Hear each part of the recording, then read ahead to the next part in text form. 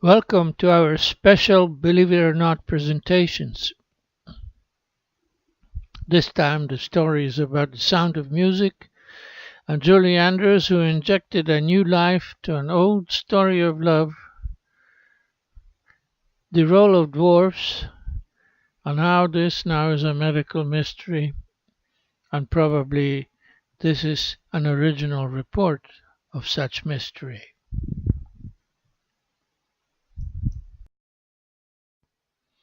Our special presentations are focused on themes that mix our interest in clinical eye-openers, that is, illustrations or visual evidence of human developmental disorders, with components of humanities underscored by our companion website called the Pandora Word Box.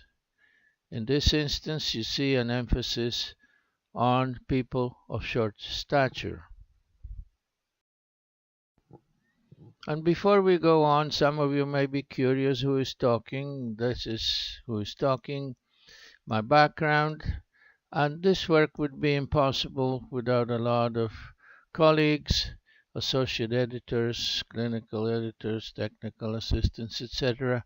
You're welcome to stop the motion and read these contents at leisure anytime. The website address of the sponsoring main website is shown on the upper right corner.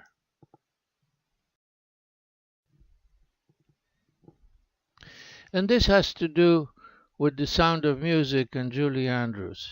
Her magnificent performance and the high success of this film injected a new life to old stories, stories of love, stories about dwarfs, and linking these is a lot of music. The story emerges from Central Europe, which is the nursery of a high culture, Bavaria. And Bavaria is next to Bohemia. And eventually these areas had a lot of influence in the development of Austria. The specific site is Salzburg. The word itself comes from the notion of salt. It's a source of riches. This is Salzburg. Here is Vienna. Here is Prague. And the protagonists are in Salzburg, but one of them spent his life in Vienna, but enjoyed very much for his debut and professional success in Prague.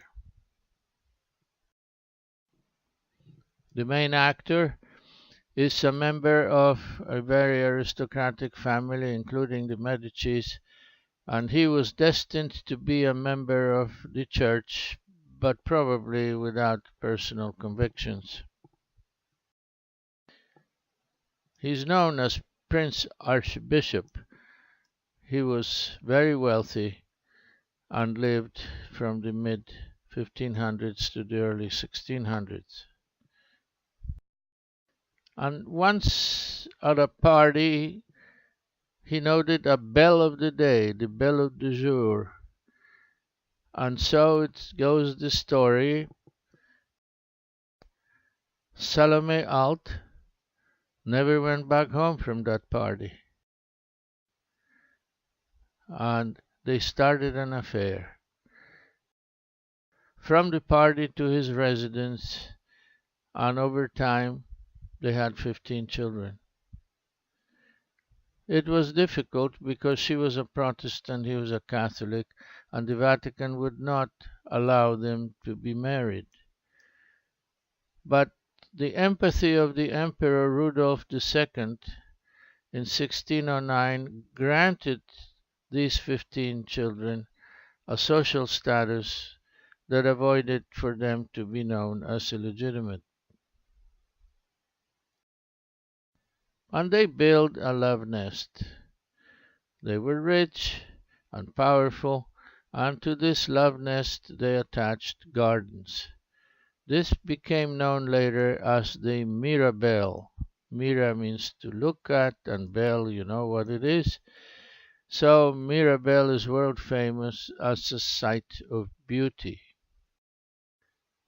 But like all love stories, there is some tragedy.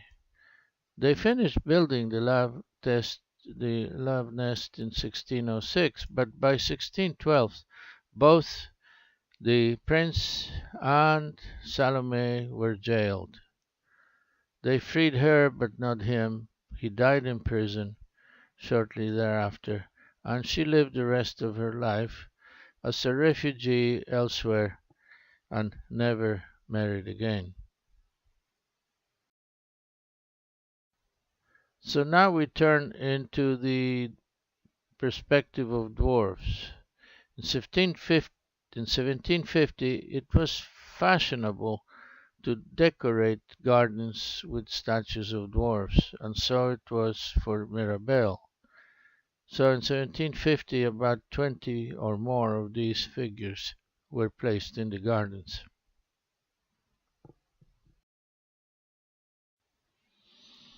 And it is well known that many people view these as monsters, in particular in the early stages of the civilization of Europe.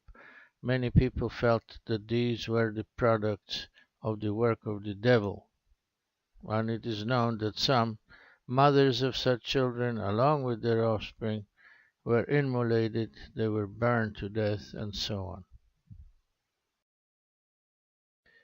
And along with this kind of attitude, there is an older, even one that survives to this very day, and this is the evil eye.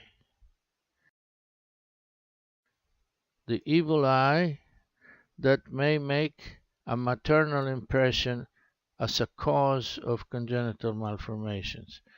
This, believe it or not, was one of the causes of malformations mentioned in major medical books on the subject not that far back.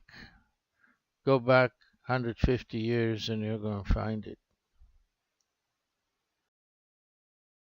So it is not surprising that the Crown Prince Ludwig of Bavaria, whose wife was pregnant at the time, removed these because both were concerned about the evil eye, about the maternal impression, that if she saw these as malformed monsters, she may have a child of the same kind. So they were removed. But Mirabelle has still another dimension. It's called music. And these two young individuals made Mirabelle world famous because they performed there multiple times. Their father was employed there. And who are they? They are known to you. It is Mozart and his sister, and the sister was a prodigy, and some say as talented or even more talented than Mozart himself. An example of suppression of the female talent in a male dominated world. He was so talented, she was so talented, that their father, with the allowance of their mother, went on a world tour for several years. And some accuse his father of sort of abusing his children to make some financial gain, when these two had to travel from London to Berlin and from here to there giving concerts. And so it is that we arrive to 1921, when the dwarfs are restituted to Mirabelle, where the concerts continue and the tourism continues, because Mirabelle is indeed belle. It's really a beautiful sight to see. And this was then invigorated, very much so, by the talent of Julie Andrews and her singing, along with the children of the Trump family, all featured in The Sound of Music and I invite you to see it, for it is worth remembering. And now we can focus our attention on dwarfs and their importance in society.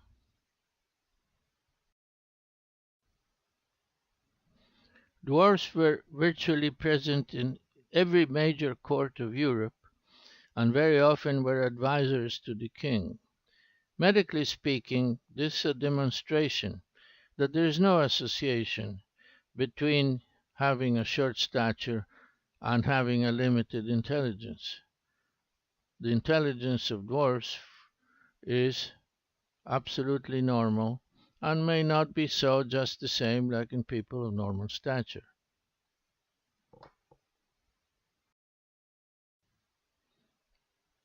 Another perspective regarding dwarfs in the courts of kings and other powerful members of society is that they were employed as entertainers.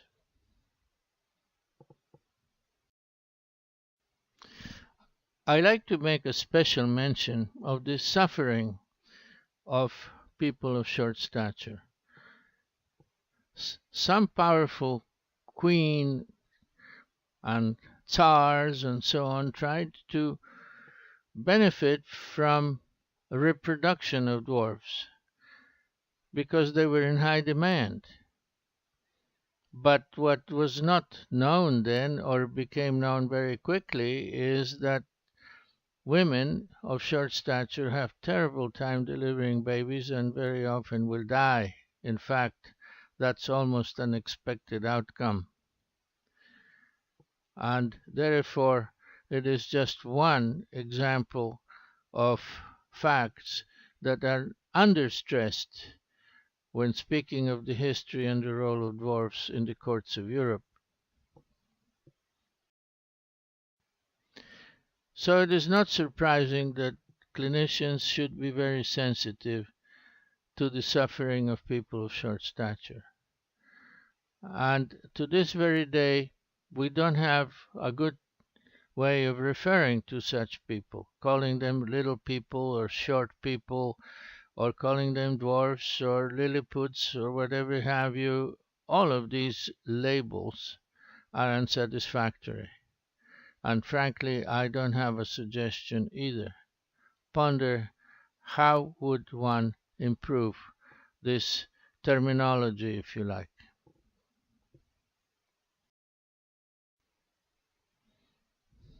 So now in silence, I like to point out specific clinical signs that may be in fact signals for clinicians to interpret and formulate or accelerate a diagnosis, because there are many types and many causes of conditions that are manifested in short stature.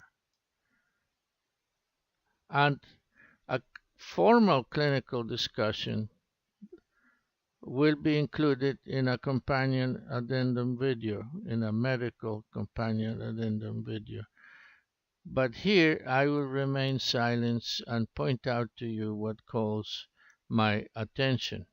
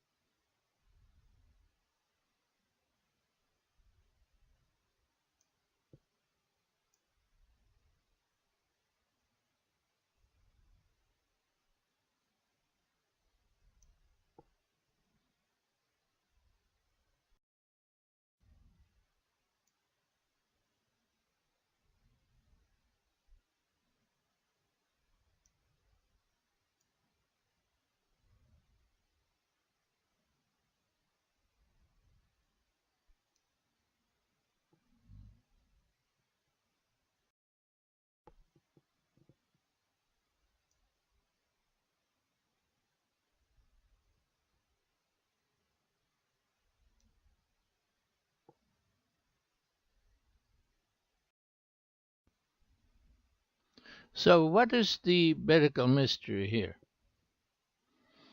Well, I think that the signs I just pointed out to in multiple Mirabelle dwarfs are actually signals. That is, they point my attention toward the possibility of neurofibromatosis type 1 disorder, which is well known and also described very often as von Recklinghausen's disease.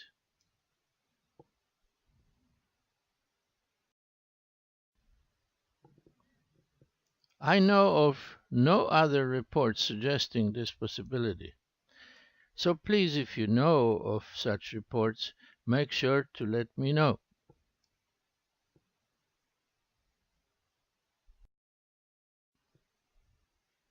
And unless other reports are found, then what this implies is that this is the very first observation suggesting that Mirabelle dwarfs represent instances of neurofibromatosis type 1.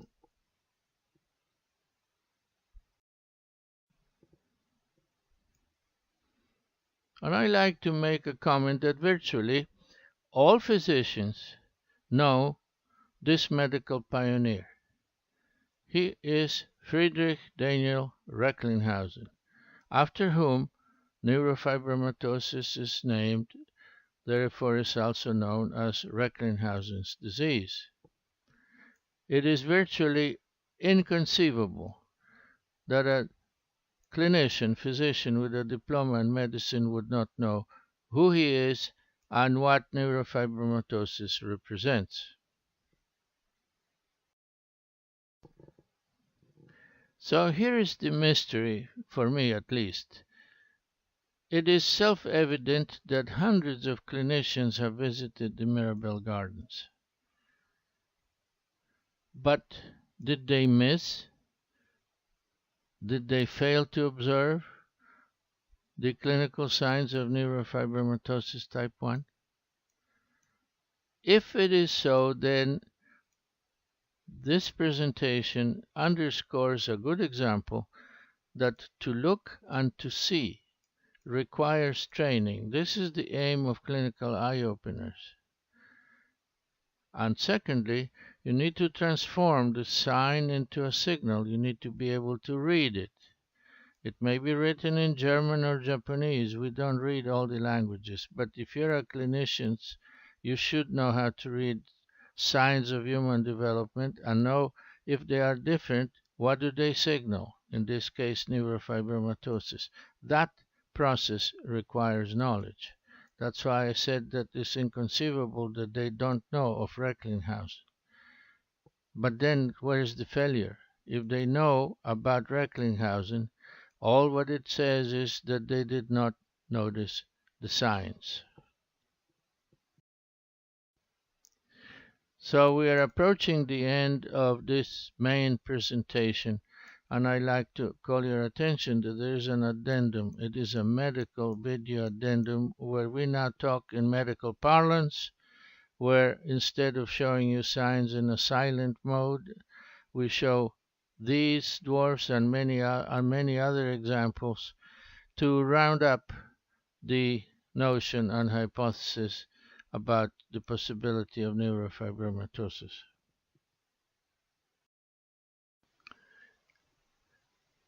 And before we bid you goodbye, I'd like to extend to you an invitation to view another special presentation. It is also original. I found no other reports about this mystery. This mystery is about the real Game of Thrones that allowed a foreigner to take over the Spanish throne. I hope you view it and you enjoy it. And until then, goodbye.